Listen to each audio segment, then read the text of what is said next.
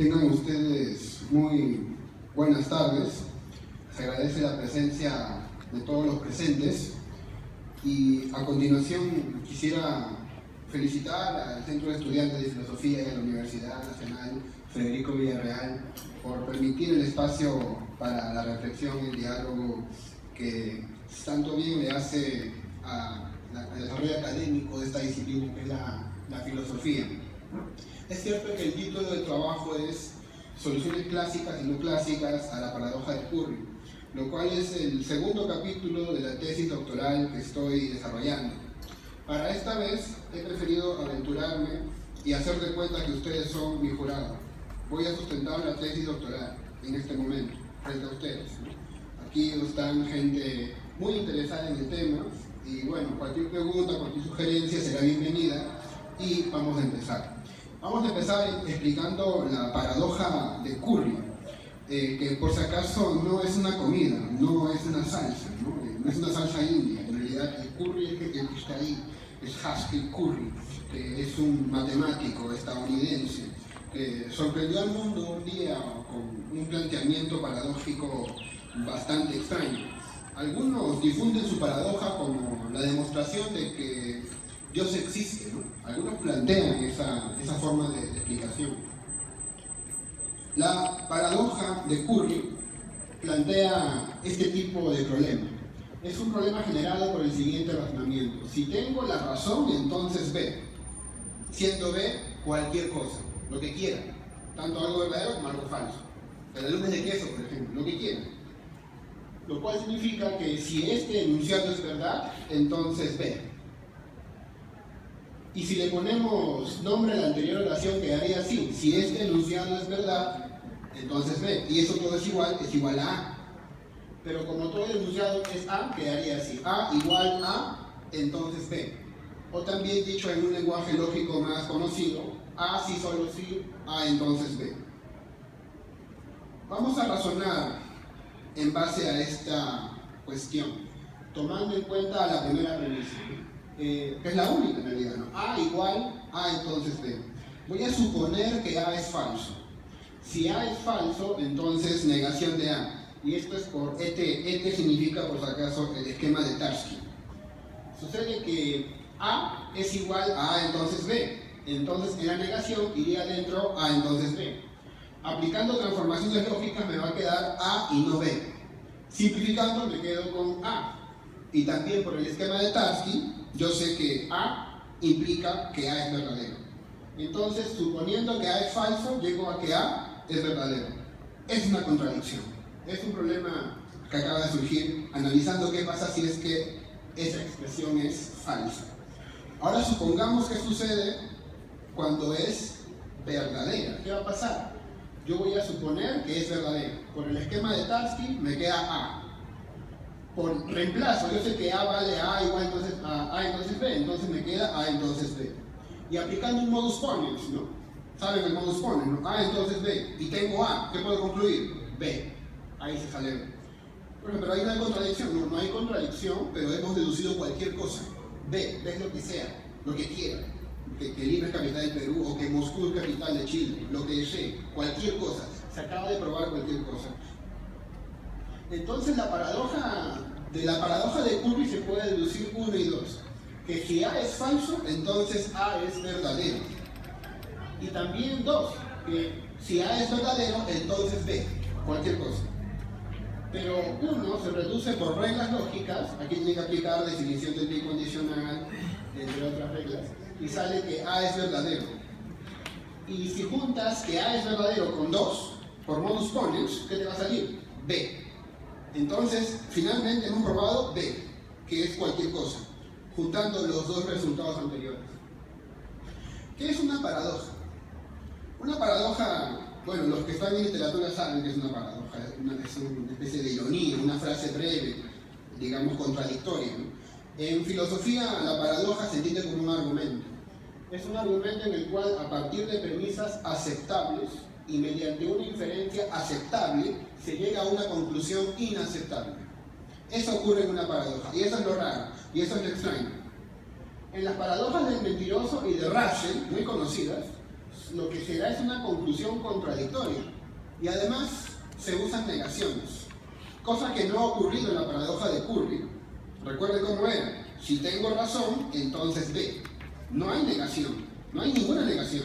En cambio, ¿cómo es la paradoja del mentiroso? Este enunciado no es verdadero. Negación. O la paradoja de Russell: el conjunto de todos los conjuntos que no se contienen a sí mismos. La pregunta problemática es: ¿se contiene o no se contiene a sí mismo? Y ya saben cómo hacer para que salga. ¿Qué es la paradoja del mentiroso? Para los que a lo mejor no se acuerdan, ¿no? La paradoja del mentiroso es el enunciado que dice: yo miento. La oración 1 que dice: uno es falso. La cuestión paradójica, el problema que se plantea ¿es verdadera o es falsa la oración 1? Si yo supongo que es verdadera, ¿qué sucede? Pues se cumple lo que dice. ¿Y qué es lo que dice? Que es falso. Entonces, si es verdadera, es falso. Y si es falsa, si yo supongo que es falsa, lo estoy confirmando. Porque ¿qué me dice ella? Que es falsa. Y si lo confirmo, entonces se vuelve verdad. Si uno es falso, también es verdad. Y si es verdad, es falso. Esto me hace llegar a esa bicondicional que ven ahí, ¿no? Uno es verdadero si solo sí, uno es falso. Bueno, eso ocurre en la del mentiroso. En la de Bertrand Russell, también se plantea un esquema lógico, ¿no? A partir del esquema de comprensión, que es este de acá, que seguramente deben recordar. Es un teorema, es un axioma de teoría de conjuntos. ¿Qué es lo que dice? ¿No? Existe un B para cualquier X, tal que X pertenece a B si solo si X tiene una condición. ¿Qué es esto? Que para cada conjunto hay una condición que cumple, ¿no? Por ejemplo, el conjunto de los asistentes al fórum de Villarreal de filosofía es un conjunto, ¿no? Y también hay la propiedad. ¿Cuál propiedad? Ser asistente del fórum de la Villarreal de filosofía, por ejemplo. O sea, a cada conjunto le corresponde una propiedad, lo cual es muy obvio, lo cual tiene sentido. Si hay conjunto de propiedad. Bueno, Bertrand Russell propuso que en la propiedad se reemplace por X no pertenece a X. O sea, el conjunto que no se pertenece a sí mismo. Y todo eso razonando genera la contradicción. R pertenece a R si solo si R no pertenece a R. ¿Por qué la contradicción es tan mala? ¿Por qué debemos decirle no a la contradicción? Porque la contradicción se aplican reglas lógicas de simplificación, por ejemplo ahí ven. Simplificar es cortar, para los que no se acuerdan, es cortar una enunciación, una conjunción la puedes separar. Y aplicas la adición. La adición es agregar cualquier fórmula. Si tienes P, puedes concluir P o Q. En este caso tienes ahí P o Q. Y por una regla llamada silogismo disyuntivo, entre la 3 y la 4, ¿se acuerdan cómo era? Si voy al cine, como es, voy al cine o al teatro, pero no voy al cine, entonces ¿qué hago? Voy al teatro, ¿no? Ahí tiene, entonces se concluye Q. A partir de una contradicción se puede deducir cualquier cosa. Y eso no es bueno. No es bueno que cualquier cosa sea demostrable, que cualquier cosa sea teorema. Algunas cosas deben ser teoremas, no todo.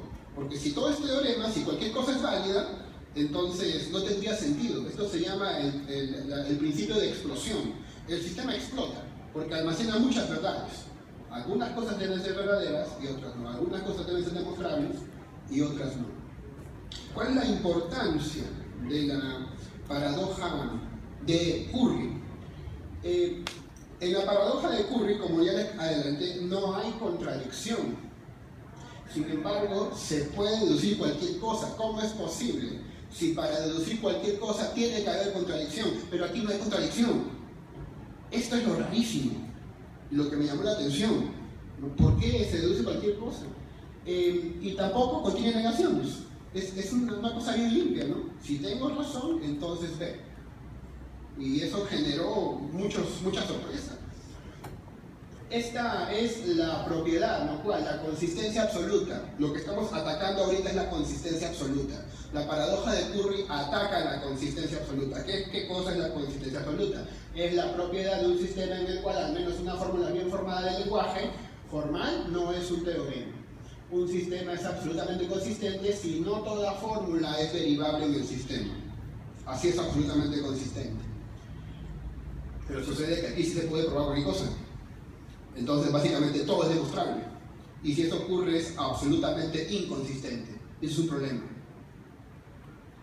Hay dos soluciones para la paradoja de Curry. Las soluciones clásicas y las no clásicas.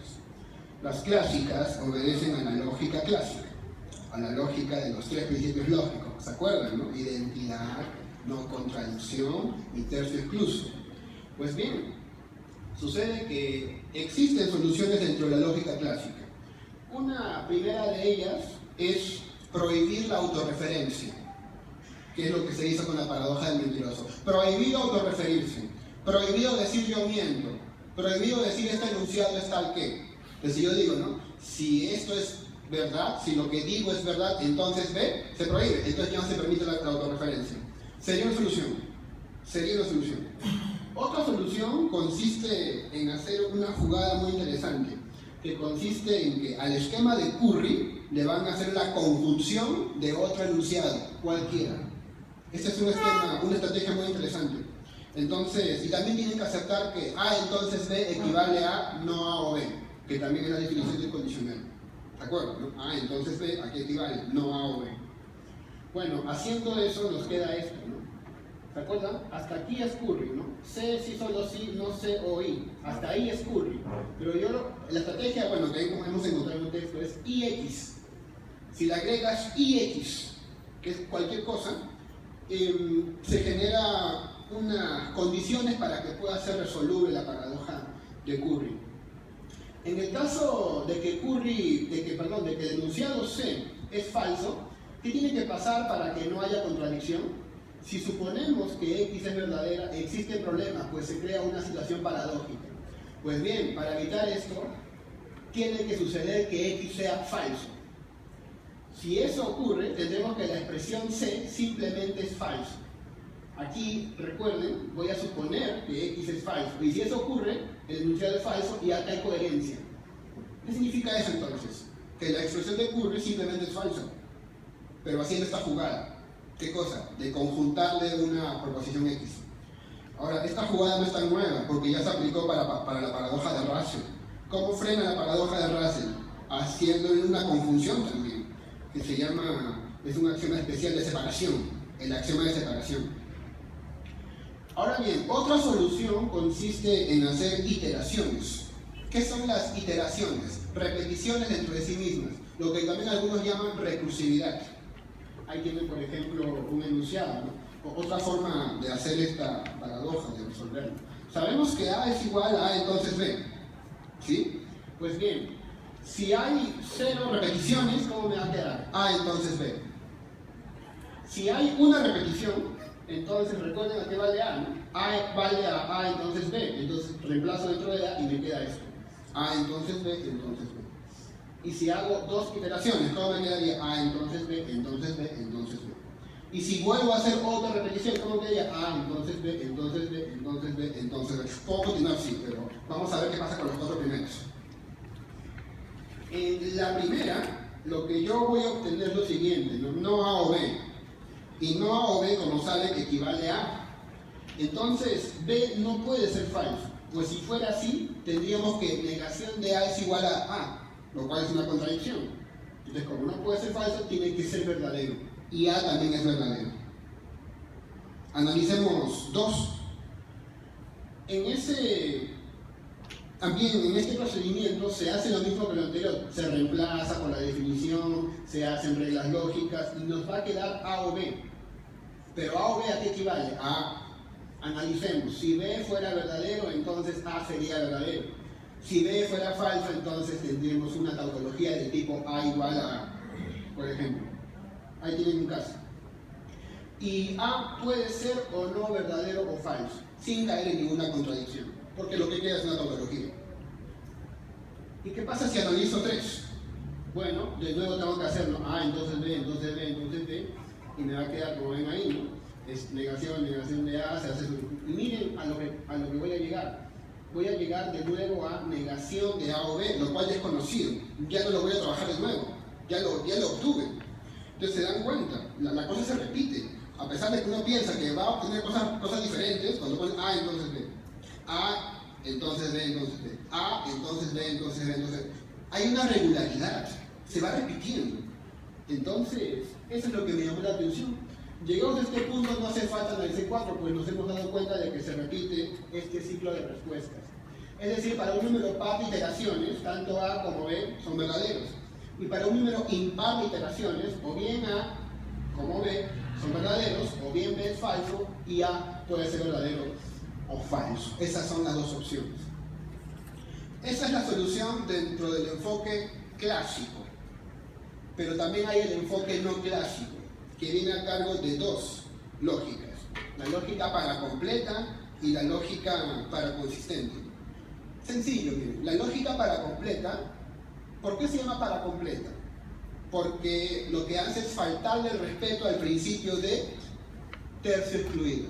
O bien A o bien no A, ¿verdad? O es verdadero o es falso. Ya, aquí evitan eso. No, no es posible. Pueden haber 300 opciones, 4 opciones, quintas opciones. Puede ser un poquito de verdadero, un poquito falso, 10% verdadero, 90% falso. Puede haber eso. Si aceptamos que pueden haber más valores de verdad, entonces la paradoja, según piensan algunos, se detiene. Se detiene. No afecta tanto, pero esto a costo de que me aceptes que A o no A no es tautología. ¿Sí? Lo cual implica la lógica para completa. Lo cual no es tan extraño, no vayan a pensar que es una jugada, un artificio, una cuestión así, digamos, no legal, ¿no? Se suele hacer, ¿no? Se suele hacer en la vida cotidiana, ¿no? Imaginemos un observador, está viendo una manzana verde, pero que está lo suficientemente lejos como para no distinguirlo. Dado que él no puede ver el color, la oración, la manzana es verde, sería falsa, desde su perspectiva, que no lo sabe. Pero también la manzana no es verde, es falsa, puesto que efectivamente esa fruta tiene ese color. Vemos que tanto A como negación de A, ambas son falsas, por ejemplo. No tiene que ser una verdad y otra falsa. O los que son, digamos, en los temas religiosos, ¿no? Un agnóstico puede opinar que la oración Dios existe es falsa y que también Dios no existe, también es falso. Lo mismo ocurre, por ejemplo, en las conjeturas de Goldbach, ¿no? Que no se ha encontrado una demostración todavía suficiente.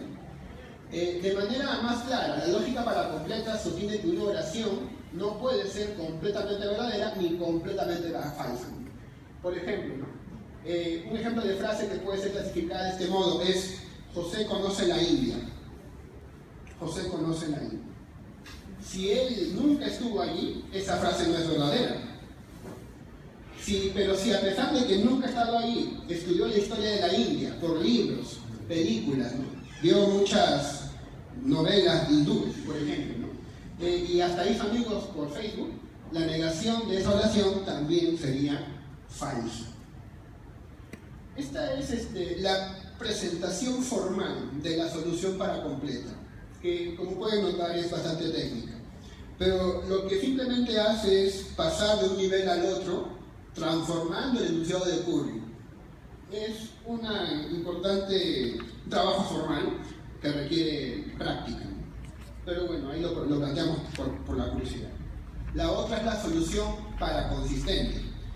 La lógica para consistente le falta el respeto al principio de no contradicción.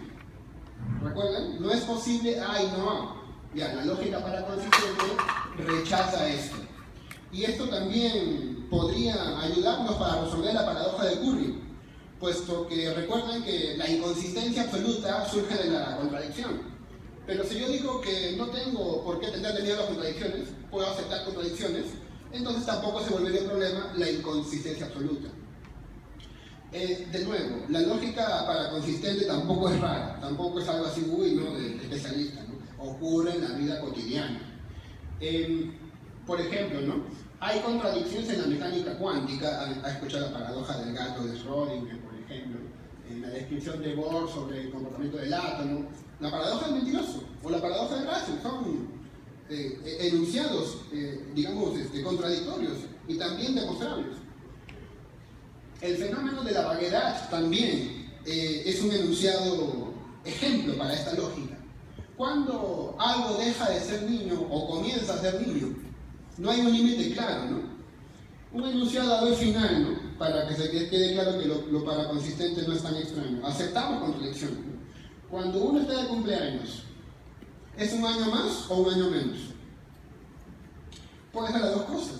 Un año más, ¿sí? Pues celebramos, ¿no? También un año menos, ¿no? Porque ya hemos dado un paso más de la tumba, ¿no? De nuevo, se puede hacer un tratamiento formal de esto, que lo ven ahí. El tratamiento formal sí es enredado, es lógica esto, es una ciencia bastante exigente. Pero aquí el problema que nos planteamos y que nos vendría bien aclarar es el del mundo no normal. Lo que pasa es que Graham Priest apela al concepto de mundo no normal para explicar la paradoja de Curry. ¿Qué es un mundo no normal? Un mundo donde las tautologías no son verdaderos. Un mundo donde A igual a A no es verdadero. Es un mundo anormal. Un mundo donde las leyes lógicas más básicas no se cumplen. Es un mundo extraño, un mundo que él llamó anormal. Ya, y si inventamos este mundo y hacemos todo un tratamiento formal para tratar la paradoja de Curry, podemos meterla como un elemento del mundo no normal y hacer algunos movimientos para tratar de frenar su contradicción. Pero son fallidos, ambos son intentos fallidos, ambos no satisfacen ciertos criterios. A mí me llamó mucho la atención, después de estudiarme para completa y para consistente, viniera Shapiro y dije, no, pero no sirven, ¿no? O sea, ambas no han resuelto el problema. Bueno, es triste porque uno estudia mucho, al final dice que no sirve para nada. Pero también es motivador porque implica que hay que buscar la respuesta entonces. Todavía hay una forma de buscar respuesta, ¿no? Todavía hay forma de poner ahí un granito de arena en el conocimiento.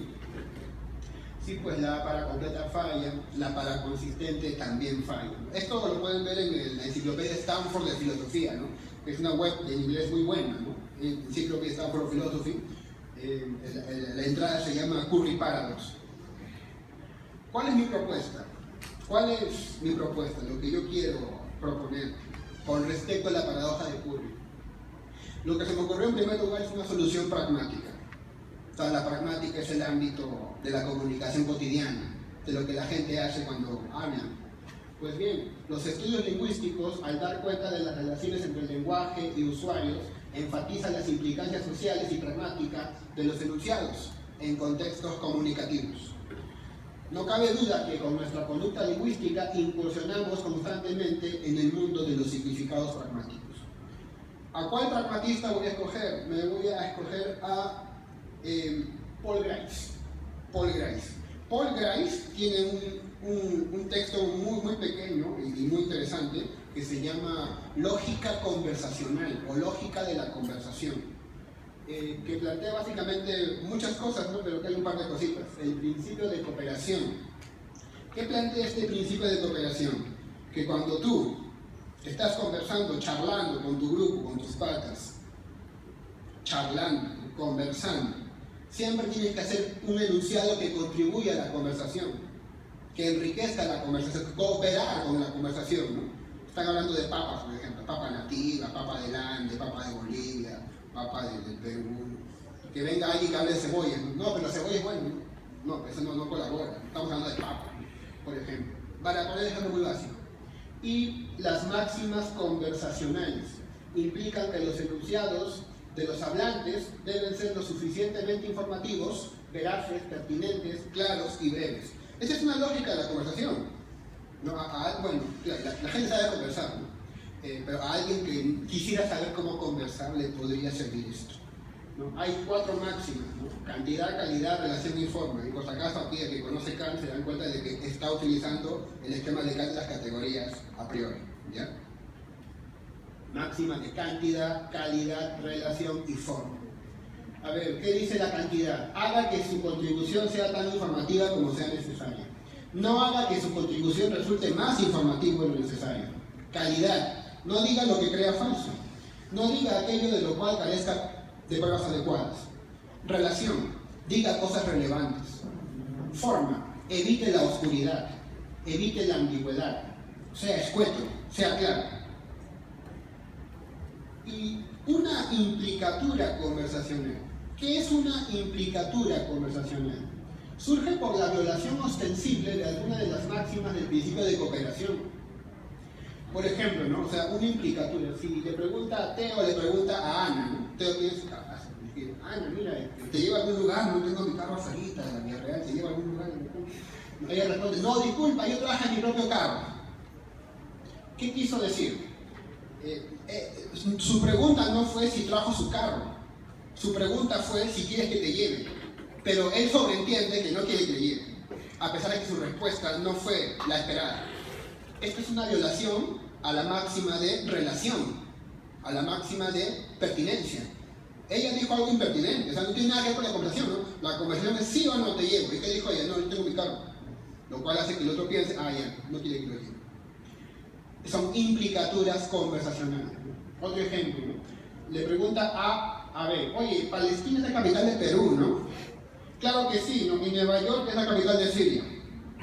Que es una ironía, ¿verdad? Le está respondiendo con una falsedad. Está diciendo cosas falsas, que es lo que está en contra de una máxima, ¿se acuerdan? De calidad. Pero también es una implicatura conversacional. ¿Qué está diciéndote? Que lo que tú dices es tan falso como lo que yo digo, pues bien, yo utilizo esto para enfatizar en lo siguiente. ¿Qué implica conversacionalmente que alguien nos diga que si lo que él dice es cierto, entonces ve? ¿Qué implica? O sea, cuando estamos así conversando con los amigos, ¿no? Si yo tengo la razón, Perú va a clasificar a Qatar, ¿no? Por ejemplo, ¿no? ¿Qué? ¿Nos está planteando paradojas? ¿Nos está diciendo que deduzcamos cualquier cosa? No lo creo. Entonces, pragmáticamente esto se puede resolver. Si decimos, si este condicional es cierto, entonces ve, no parece que estuviéramos planteando paradojas. Por ende, en pleno diálogo, la idea que se manifiesta es la que la supuesta condicional en realidad es una conjunción. Esta es la parte más delicada del trabajo, ¿no? Probar que esta condicional es una conjunción. Aunque ya se hizo al comienzo, ¿no? Si revisan al comienzo de sus citas, ahí ya se probó que hay una conjunción. Pero esto es muy difícil, muchos no lo aceptan, ¿no? Dicen, la condicional es una disyunción, ¿sabes que te equivocas? Ya, en este caso puede ser una conjunción. Cuando yo digo, si lo que digo es cierto, entonces ve, lo que estoy diciendo es que lo que digo es cierto y ve. Si estoy en lo cierto, entonces Perú será campeón mundial de fútbol. Estamos diciendo que tenemos razón y creemos que Perú campeonará. Así en realidad la paradoja se disuelve cuando la interpretamos como diciendo que si yo afirmo cosas verdaderas, entonces tal o cual cosa. Y se desaparece, no hay paradoja pragmáticamente. Bueno, es una propuesta. Segunda propuesta, que es de la lógica de la relevancia. La lógica de la relevancia es una lógica que ataca enunciados irrelevantes, que es el caso de la paradoja de Curry, pues, ¿no? Si yo tengo razón, entonces la luz es de queso, y se puede probar que la luz es de queso. Ya, entonces se me ocurrió también revisar la lógica de la relevancia. Si 2 más 2 es 8, entonces Dios existe. Saben que el antecedente es falso, ¿no? Cuando el antecedente es falso en una condicional, todo el condicional es verdadero. ¿Listo? Es verdadero entonces. Pero nadie pensaría que esto es obvio, ¿no? O sea, ¿qué tiene que ver Dios con los números? Eso es irrelevante entonces. Existe una lógica que se llama la lógica de la relevancia, que trata esas cuestiones y que va a ayudarnos a entender algunos enunciados como las paradojas de la implicación material o las paradojas de la implicación estricta. La idea es que también se puede aplicar a la paradoja de Curry. Existen muchos estudiosos de la lógica de la relevancia, sobre todo hay dos, ¿no? Que son Anderson y Belknap. Ellos diseñaron toda una forma de estudiar esta lógica de la relevancia y derrotaron las paradojas de la implicación material. Plantearon una serie de tratamientos para esto. Entonces, como les vuelvo a plantear, una idea interesante sería aplicar lógica de la relevancia para frenar la paradoja de Curry. Hay ejemplos para demostrar que esto es así, ¿no? Se puede entender que la lógica de la relevancia sirve. Es algo muy correcto, se puede aplicar. Ellos lo hicieron, ¿saben cómo? Poniendo subíndices. Sobre todo le ponen restricciones a la llamada prueba condicional. La prueba condicional parte de la suposición de algo para concluir algo. Pero bueno, entonces poniendo subíndices hace que las cosas sean más, digamos, difíciles de deducir. Una idea que me surgió a partir de esto es la llamada lógica de la autorreferencia. A mí me llamó la atención poderosamente esto de que si lo que digo es verdad, entonces ve. Se me ocurre que también se puede aplicar esto a todo, la lógica básica. Entonces puede haber conjunciones autorreferentes, disyunciones autorreferentes, con sus variaciones, ¿no? bicondicionales autorreferentes, negaciones autorreferentes. Dense cuenta aquí el detalle, que en este caso la paradoja del mentiroso, por ejemplo, se ubica acá, se ubica en este orden, ¿no? La paradoja del mentiroso nace de una negación autorreferida.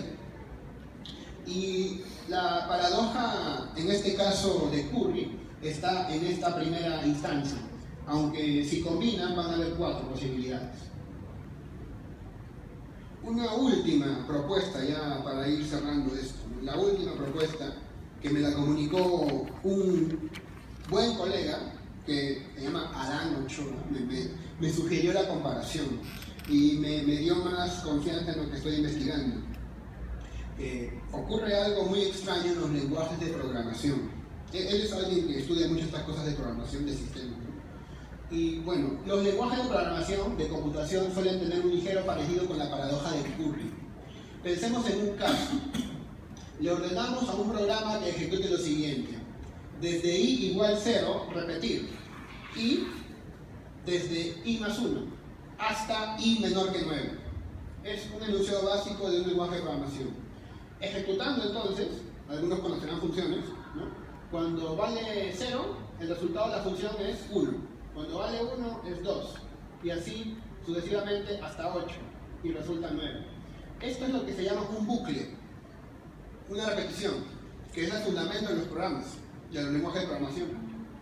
Un bucle o ciclo en programación es una sentencia que ejecuta repetidas veces un trozo de código, hasta que la condición asignada a dicho bucle deja de cumplirse. Ahora bien, ¿qué sucede? Que hay muy fuertes parecidos entre la paradoja de Curry y lo que ocurre en un lenguaje de programación. La diferencia está en los niveles. En la paradoja de Curry, P sí solo sí, P es verdadero, entonces Q. Y en el caso de la programación, I desde I más 1. Quiero que se den cuenta de algo. Ni esta P es verdadera a P verdadero, ni esta P se parece, quiero decir, a P es verdadero, ni esta I se parece a esta I de acá. Porque si alguien, obviamente, quisiera aplicar la aritmética simple, le mostraría que 0 es igual a 1. Pero eso no es el caso, sino que desde acá va para allá. ¿Sí? Desde I más 1 va hasta I. Si bien en ambos casos aparece un elemento semejante, en distintos lados de la expresión no son lo mismo. En el caso de Curry, P y P verdadero se distinguen por el nivel del lenguaje en cuestión. P es un nivel de lenguaje. P es verdadero, es un nivel superior. P es verdadero, que es verdadero, es otro nivel, y así puedo continuar. Y en el caso de la orden, el I primero y el I segundo se distinguen por una cuestión temporal. El de la derecha es condición anterior para el de la izquierda. Y esta me parece que es la última. El bucle, ¿dónde está el bucle en el caso de la paradoja de Curry? Acá. Cuando se acuerdan que hacemos iteraciones, A entonces B, A entonces B, entonces B, A entonces B, entonces B, tienes negación de A o B, tienes A o B, luego otra vez negación de A o B, luego A o B. Y ahí está también la repetición, el bucle. Entonces hay una fuerte sospecha de que efectivamente esto sea fundamento de la paradoja de Curry. Conclusión, la paradoja de Curry parece que es todo, más que todo un teorema. Es un teorema, algo demostrable, es una demostración y es fundamento de los lenguajes de programación. Esa es la conclusión que les vendría a traer y les agradezco su atención, su paciencia. Muchas gracias.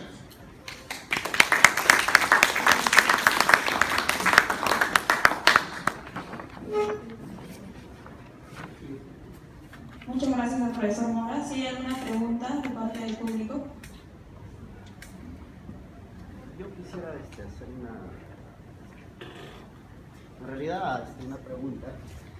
Primero, felicitarle por la brillante exposición y luego seguramente no conozco ampliamente el tema, pero en realidad llama la atención.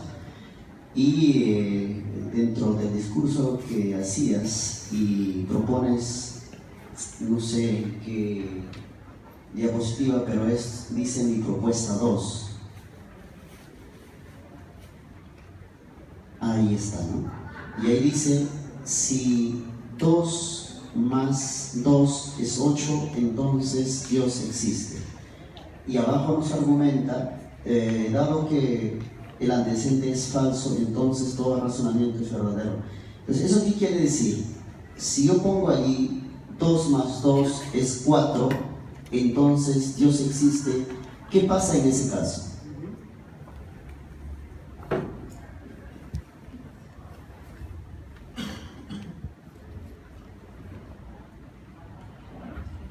Gracias. Para responder esto hay que recordar un poco lo que es tabla de verdad, la tabla de verdad de la condicional. La condicional es falsa únicamente cuando el antecedente es verdadero y el consecuente es falso. Recuerden que cuando combinan P y Q hay 4 combinaciones, hay 4 posibilidades, ¿no?, de combinar P y Q. ¿Cómo era? ¿Recuerdan? Verdadero, verdadero, verdadero, falso, falso, verdadero y falso, falso. En la segunda opción, cuando es verdadero o falso, ese resultado es falso. En lo demás es verdadero. Moraleja, solamente es falso cuando el antecedente es verdadero y el consecuente es falso. Esa es la idea. Ahora bien, ¿qué sucede cuando lo que usted plantea, ¿no?, que si 2 más 2 es 4, entonces P? Tenemos que el antecedente es verdadero, ¿sí? Ahora, cuando el antecedente es verdadero y el consecuente en este caso es Dios existe, que no sabemos si es verdad, no se sabe si es verdad, estamos viendo si se puede demostrar, es como decir B, verdad, entonces P. Y si hacemos una tabla de verdad de esto, como saben, la verdad siempre se va a mantener, pero P puede ser verdadero o puede ser falso. Entonces, en la primera opción sale verdadero, entonces verdadero. ¿Eso qué resulta? Verdadero. Y en la segunda opción, ¿qué sale? Verdadero, entonces falso. ¿Eso qué resulta? Falso. O sea, ¿qué nos sale? Verdadero o falso. Igual que la expresión P, que era verdadero o falso. Por lo tanto, verdadero, entonces P, ¿a qué se reduce? A P. Si 2 más 2 es 4, entonces Dios existe. ¿Eso a qué se reduce? A que Dios existe, por ejemplo. ¿Sí? Eso debería ser totalmente formal, ¿no? Ahora bien, sin embargo, la pregunta es importante. Ahora bien, ¿pero qué tiene que ver 2 más 2 con 4 con Dios? Ya, es porque es un ejemplo muy claro de que la lógica clásica está fallando. La lógica clásica no puede ser así. Por eso aparece la lógica de la relevancia, que dice que tiene que haber un contenido semejante entre el antecedente y el consecuente. Si el antecedente habla de números, el consecuente tiene que hablar de números, ¿sí? Pero si alguien se quiere hacer el pepito del vivo probando que Dios existe así, no tendría, no convencería a mucha gente, pero tendría al menos el punto a su favor de que sabe lógica, ¿no?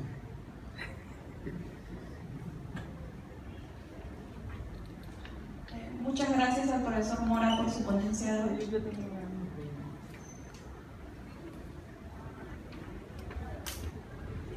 Bueno, de hecho la pregunta se me acaba de ocurrir, así que lo voy a leer. El lenguaje de programación se rige de acuerdo a una base de datos o librería. Así se conoce, librería. La paradoja de Curry da a entender a primera vista que tiene librería, ¿sí?, es decir, condiciones.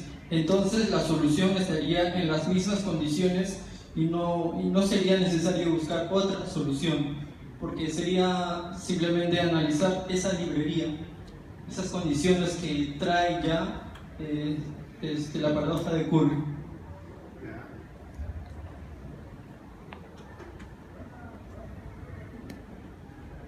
Gracias. En realidad, el concepto de programación, efectivamente, como usted lo ha denominado, librería, me llama la atención.